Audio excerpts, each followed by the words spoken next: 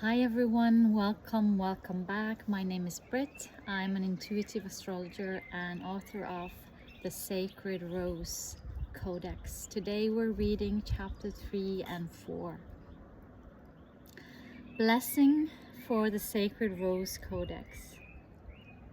May this codex be a temple of truth, a woven scroll of remembrance, carried on the breath of the divine. May every word be encoded with organic light, every sentence a strand of silver thread, binding heaven and earth in harmony. May those who find it find themselves.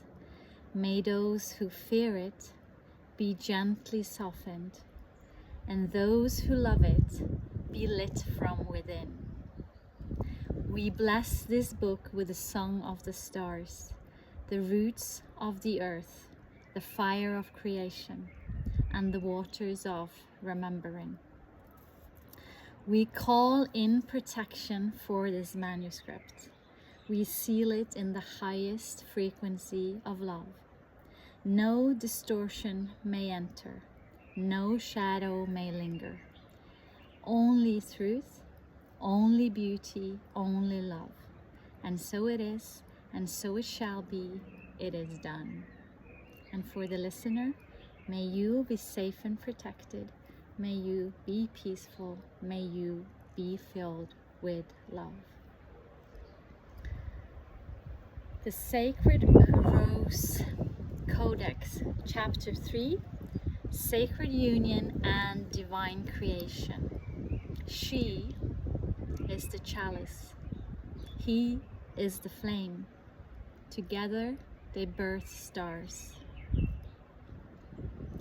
There is a sacred design woven into your being, into our being, an ancient knowing that lives within our hearts, our bodies, our bones. It is the blueprint of creation, and it begins with union. Not the kind built on possession or power or need, but the kind that is rooted in reverence, in presence, in the recognition that we are each half of a divine equation. Woman, the receiver, the oracle, the portal through which divine ideas are conceived. Man, the builder, the architect, the protector of the vision she carries. Together, they are not just lovers, they are co-creators of worlds. This is the alchemy of sacred union. When two pure beings meet in devotion, they activate a field of organic light so powerful it becomes a vessel for divine intelligence to flow through. The act of intimacy becomes an invocation, a ceremony, a creation.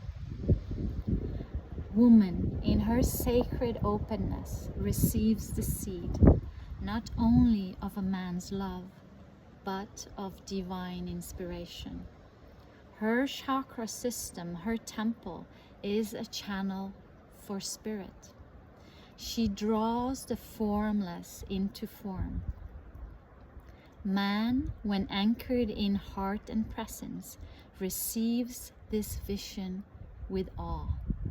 He builds it, grounds it, protects it, brings it to life in the outer world. This is not about gender roles, it is about energetics, the dance of polarity, the sacred loop of giving and receiving, of initiating and responding. In sacred union, creation is not just possible, it is inevitable. Not only babies, but projects, art, ideas, healing, systems, temples, music, civilizations. Heaven on earth is birthed through this union, not once, but again and again. The purity of creation. For this divine co-creation to take place, the channel must be clear. This is why the ancient teaching speaks of purity, not as repression, but as sacred preparation. To be pure is to be free of distortion, to be clean in heart, mind, body, and intention, to be clear enough to hear the voice of the divine and brave enough to follow it. Sacred union is not a fantasy, it is a spiritual path, one that invites us to meet ourselves fully, to tend to our wounds, to return again and again to love. One that invites us to meet ourselves fully, to tend to our wounds, to return again and again to love. Because only when we love ourselves deeply can we meet the other in wholeness. And from that wholeness, creation becomes sacred, lasting, true. A message from the Magdalene. Your body is holy. Your love is holy. Your desire is holy. When you love with reverence, you return the world to its natural state, beauty, harmony, peace.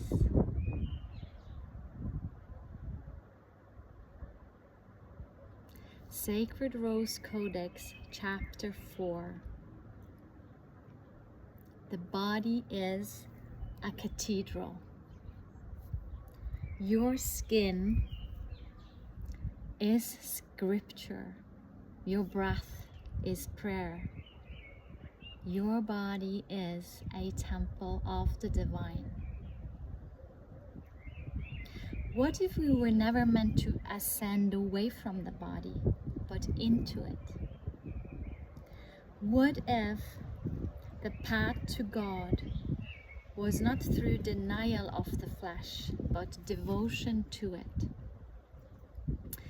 The ancients knew the body is not a cage, it is a cathedral, a temple of bones and stardust, carved by the hand of their Creator with intention and beauty. Each curve a hymn, each cell a constellation, each sensation a doorway. The feminine body in particular has long been feared, shamed, and silenced, because it holds the original codes of creation. It is the grail, the gateway, the living altar. And the masculine body, meant to protect, provide, and anchor light, has been distorted into conquest rather than sacred presence. But he too is holy.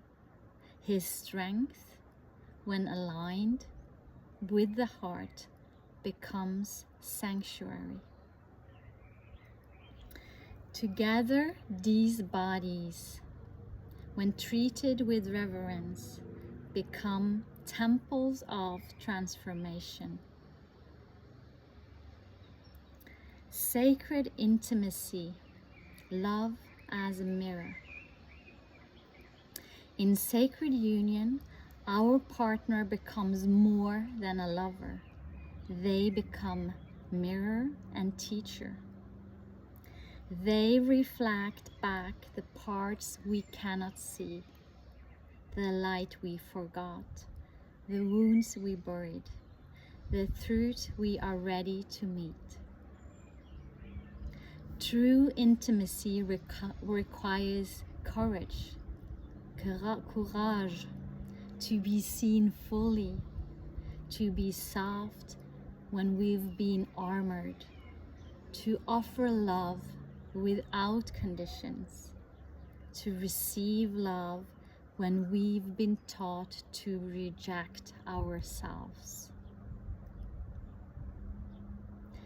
And when two conscious beings come together, not to take, but to bless, then even touch becomes a prayer. Eye contact becomes a portal. Breath becomes a ritual. Union becomes worship. The altar within. Inside of you lives a sacred flame. It burns in your womb, in your heart, in your third eye. It is the spark of divine intelligence, the Christos Sophia light. It does not need to be earned. It only needs to be remembered. Every time you move with awareness, every time you speak with love, every time you honor your body as a living vessel, you tend to that inner altar and you return to yourself over and over again to the truth. I am holy, I am whole, I am home. Sacred whisper. You do not need to seek the temple, you are the temple. And every sacred site, every cathedral, every altar was made in your image. Sacred mirror ceremony for lovers. A ritual of divine reflection and soul recognition. This ceremony is simple, yet powerful. It is not about performance. It is about presence, truth, and the soft beauty of being seen and seeing. You will need a quiet space, free from distraction, a candle or two,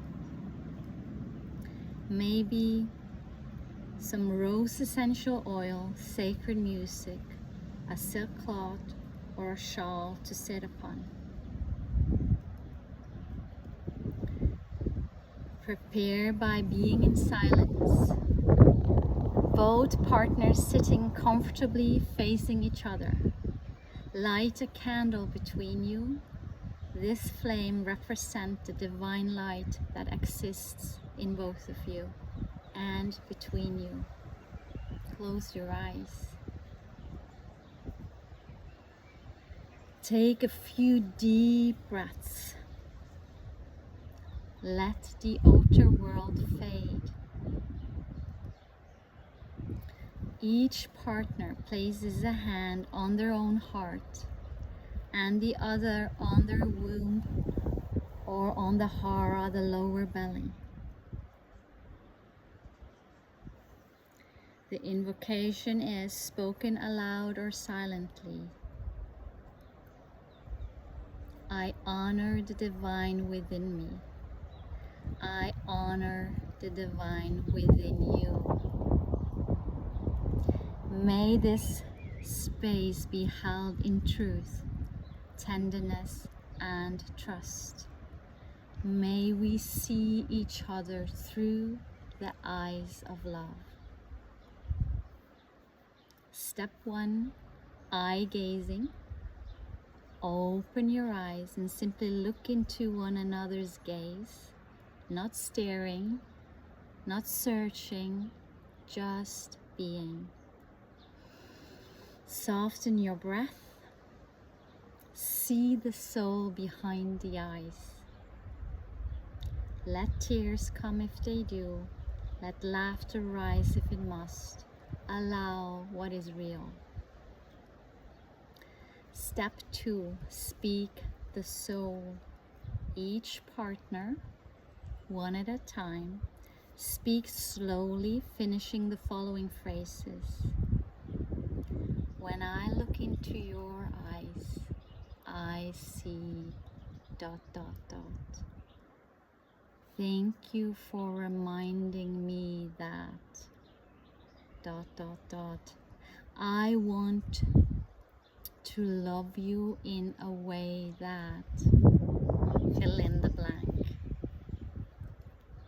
Let it be from the heart. Nothing needs to be perfect, just true. Step 3, sacred touch, optional. If it feels right, hold hands, or place your foreheads together, or let your fingers rest on each other's hearts. Feel the energy move between you. Breathe in sync. Step 4, closing blessing. Together, place your hands over the candle flame safely and say, may our union be a temple. May our love be a prayer. May we create in beauty, truth, and grace. Blow out the candle, but keep the alive within. This ceremony can be revisited often as a reset, a remembrance, a homecoming.